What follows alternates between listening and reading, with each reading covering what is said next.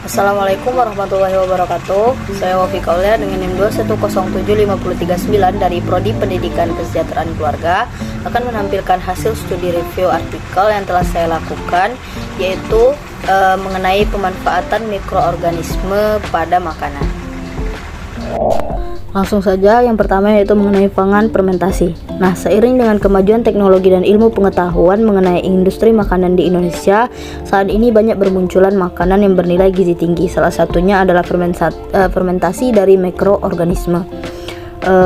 Makanan tersebut merupakan makanan hasil dari fermentasi mikroorganisme, yaitu dengan bantuan bakteri maupun jamur.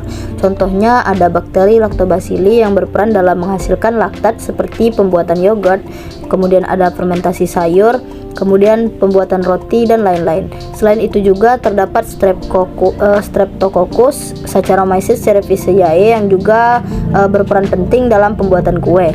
Selain itu juga bakteri jamur juga memiliki fungsi dalam industri makanan. Selanjutnya ada faktor yang mempengaruhi perilaku mikroba dalam makanan. Yang pertama ada suhu. Di sini suhu merupakan faktor yang menentukan antara faktor-faktor yang mempengaruhi perilaku mikroba dalam makanan. Kemudian ada juga pH, di mana sebagian besar mikroorganisme tumbuh dengan baik pada pH mendekati 7, meskipun dapat kita temui juga ada beberapa mikroba yang tumbuh pada nilai pH di bawah 4. Kemudian selanjutnya ada aktivitas air, di mana di sini aktivitas air berkaitan dengan jumlah air yang tersedia pada reaksi metabolisme di dalam sel. Dan selanjutnya ada faktor lain, di mana faktor lain ini meliputi potensi redoks, kemudian sistem pengemasan, struktur makanan, kelembapan relatif, serta komposisi atmosfer. Nah, selanjutnya ada peranan mikrobiologi pada industri makanan. Salah satunya adalah bioteknologi berbasis fermentasi. Di sini fermentasi kita definisikan sebagai cara pengawetan bahan pangan dari bahan mentah dengan bantuan mikroorganisme. Kemudian proses fermentasi ini juga dapat mengubah rasa, aroma, serta tekstur pada makanan.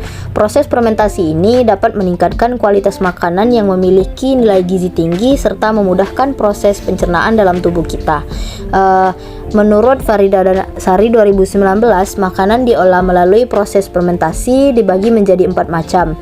Dilihat dari prosesnya, yaitu ada fermentasi asam laktat, kemudian ada fermentasi jamur, fermentasi alkohol, dan fermentasi dengan menggunakan kadar garam tinggi.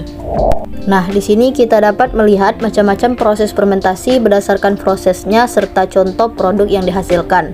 Yang pertama ada fermentasi oleh jamur. Contohnya adalah dalam pembuatan tempe dengan bahan baku kedelai yang menggunakan mikroorganisme seperti Rhizopus oligosporus serta oncom dengan bantuan jamur Neospora cytopila dan Neospora crassa dan Monila cytopila. Selanjutnya ada juga fermentasi oleh kadar garam tinggi, contohnya pada pembuatan kecap dengan bahan baku kedelai yang dibantu oleh Aspergillus oryzae dan Aspergillus wientii.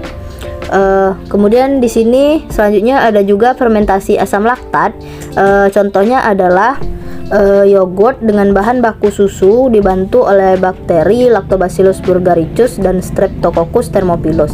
Serta juga ada pembuatan keju dengan susu yang dibantu oleh jamur Penicillium chamberti dan Penicillium roqueforti. Dan yang terakhir fermentasi oleh alkohol. Contohnya yaitu pada proses pembuatan roti dengan bahan tepung berbantu jamur yang disebut dengan Saccharomyces cerevisiae. Dan juga ada pembuatan brem dari bahan nasi ketan yang dibantu oleh Aspergillus oryzae dan Saccharomyces cerevisiae. Nah, dari penjelasan tadi dapat kita simpulkan bahwa fermentasi itu tidak hanya bergantung pada karakteristik fisik dan nutrisi makanan, tetapi juga pada serangkaian faktor yang mempengaruhi seperti suhu, pH, aktivitas air, dan potensi redoks. Dapat dianggap sebagai faktor terpenting yang mendorong nasib mikroba dalam makanan. Nah, fermentasi sendiri merupakan cara pengawetan bahan pangan dari bahan mentah dengan bantuan mikroorganisme. Makanan diolah melalui proses fermentasi itu di sini tadi dijelaskan dibagi menjadi 4 macam, yaitu prosesnya fermentasi asam laktat, kemudian fermentasi jamur, fermentasi alkohol, dan fermentasi dengan menggunakan kadar garam tinggi. Baik, itulah tadi hasil review yang telah saya lakukan. Semoga penjelasan tadi dapat bermanfaat. Akhir kata, wassalamualaikum warahmatullahi wabarakatuh. Terima kasih.